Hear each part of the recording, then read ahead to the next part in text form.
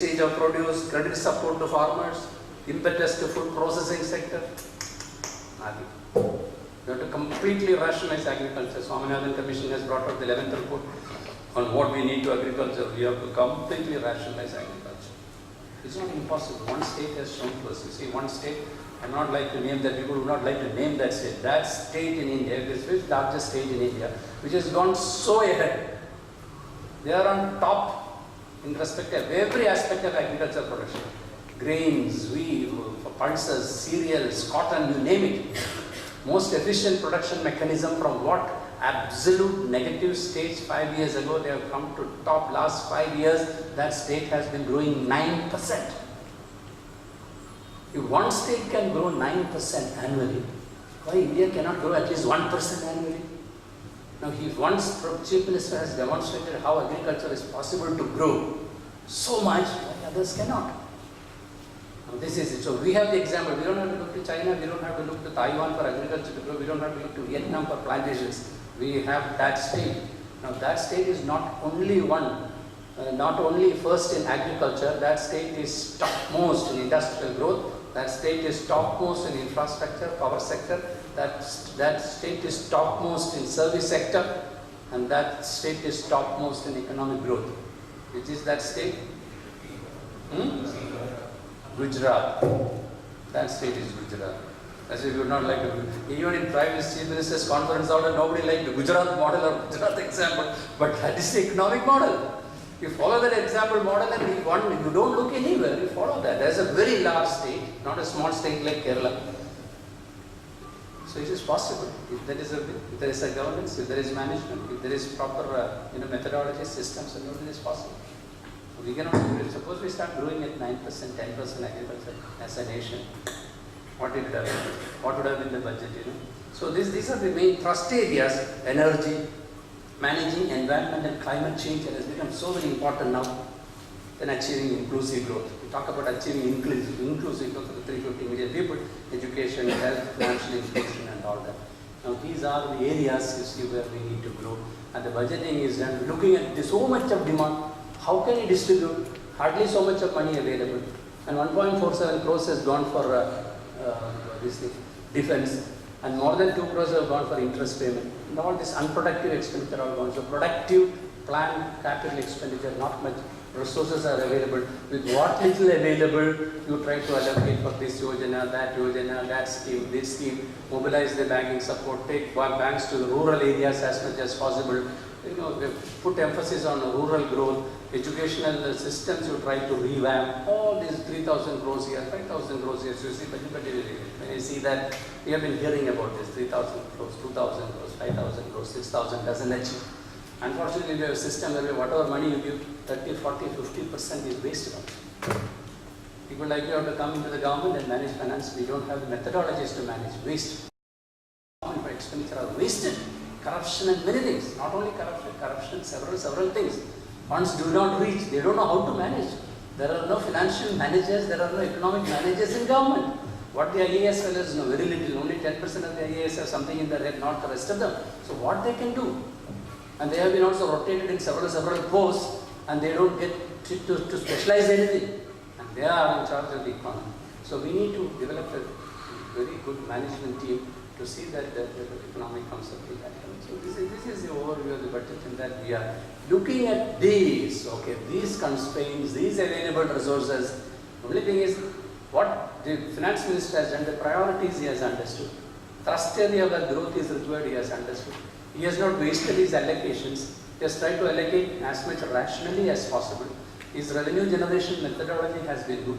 He has given a lot of direct tax concession to the extent of nearly 20,000 crores, 21,000 crores direct tax reliefs have been given.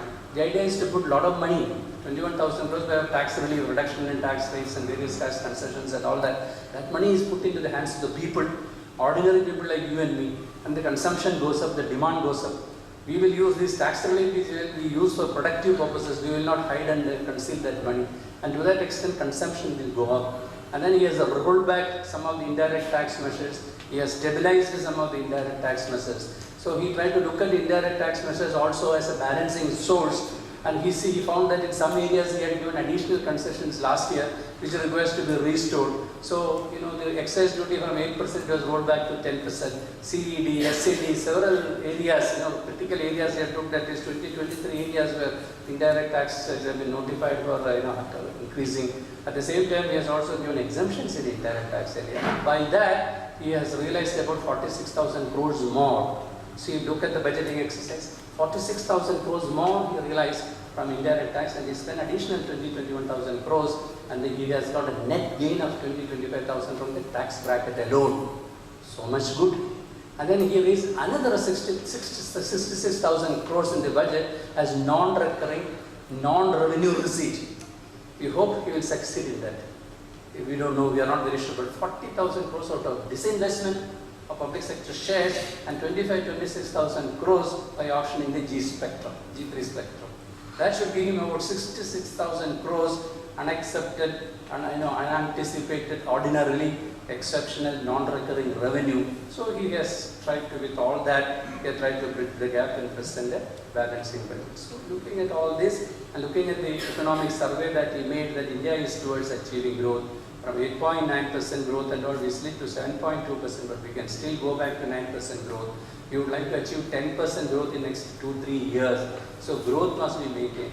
We want to invest more into infrastructure, 18-20% more. We'll continue to invest in infrastructure. Agriculture will try to prop up all possible ways. So all this he has given the roadmap, you see, towards what is possible. And he says social security is important.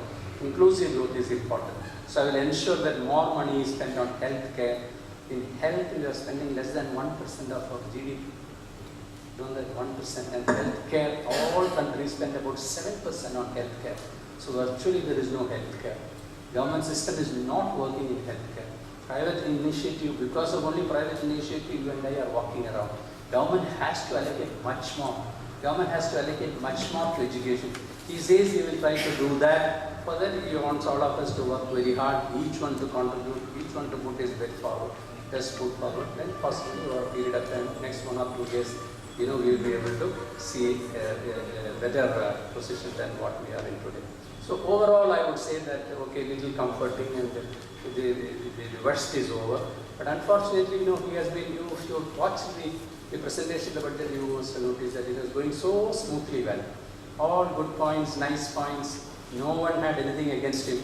Nearly 1 hour and 20 minutes, an hour and 30 minutes went off so well.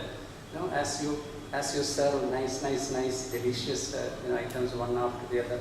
First, serving, and the second serving, next comes good sambar comes and good rasam comes and good curries comes and all that. Then suddenly he announced that sour, spoiled curd was whatever it was served in the guise of increase of duty in petroleum products. Gone. All the beauty, all the charm, everything gone. Little wrong stuff. He could have done it in a different manner, even earlier or later, but that killed the budget more. And first time in Indonesia was so painful. This time around, countries like Spain, Italy, Hungary, Poland, Ireland, even Britain, they are all anxiously looking at how India is going to, Hong Kong, how India is going to evolve their budget, what is going to be their next year. Entire investors, pension funds, the insurance funds and substantial educational funds. In the US, huge education funds, foreign lenders, institutions, they are all looking at India's budget. What is the thrust area going to be? And they are watching this. At that point in time, the first time in India is to the entire opposition walking out of a budget because of this one measure. Very unfortunate. I'm sure he will be asked to roll back. I don't know how they are going to survive this measure, but this was, of course, it was necessary. After all, what has been done? Only 5% in the basic duty in excise, or 1 rupee excise, 1 rupee 1 per liter in excise duty. These increases are all, in the overall, if you may look to be minor, but it hits. In the background of the main thrust of this budget was managing prices, managing inflation, bringing prices down, containing inflation. And especially food prices, that had gone up to 17.89% inflation in food. It has to be brought down at least below 2 digits. At that point of time, we are struggling with that. This budget is going to completely upset that methodology or formula for price control.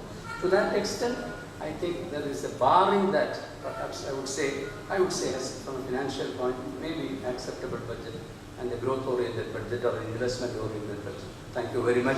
Let us now listen to what the professor has to say.